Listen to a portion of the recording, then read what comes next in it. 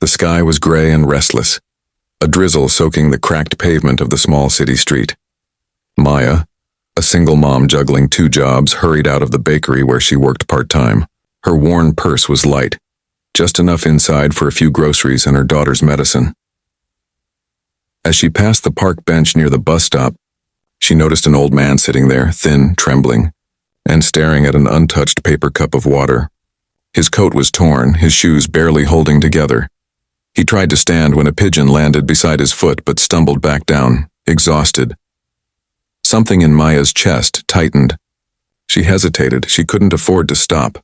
Her bus was coming, but then the man coughed weakly, and that was enough. She turned back. "Sir, are you all right?" He blinked up at her, his voice barely a whisper. "Just hungry. Haven't eaten since yesterday." Without thinking, Maya reached into her grocery bag and pulled out the warm roll and a small container of soup she'd packed for herself. "Here," she said softly. "Please eat." He shook his head. No. "You keep it." "Please," she interrupted gently.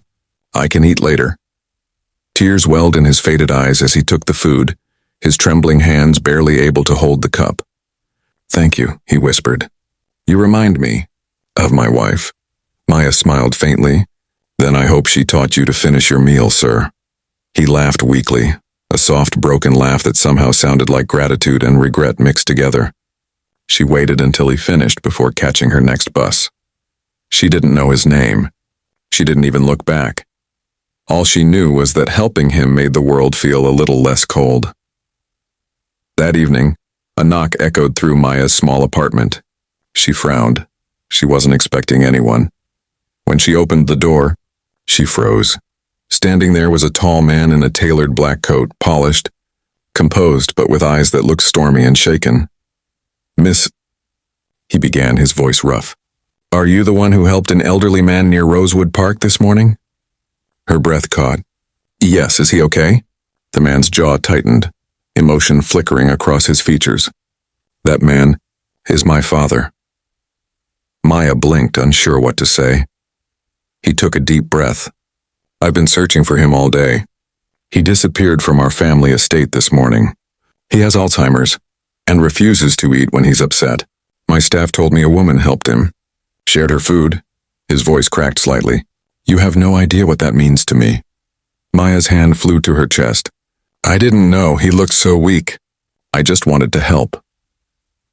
The man, Ethan Hale, the city's most reserved and feared CEO, looked at her with something beyond gratitude. Something human. "I've spent years surrounded by people who smile for money," he said quietly.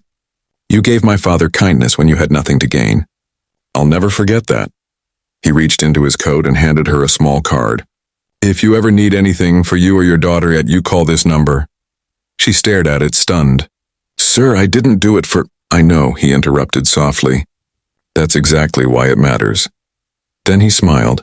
Not the kind from headlines, but the kind that came from somewhere deep.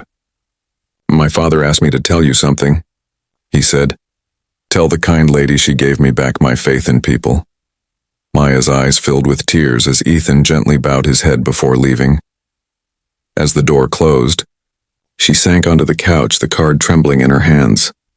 Somewhere across town, a billionaire sat beside his father's hospital bed, both men thinking of the woman who'd reminded them that compassion still existed. And for the first time in years, both smiled before falling asleep.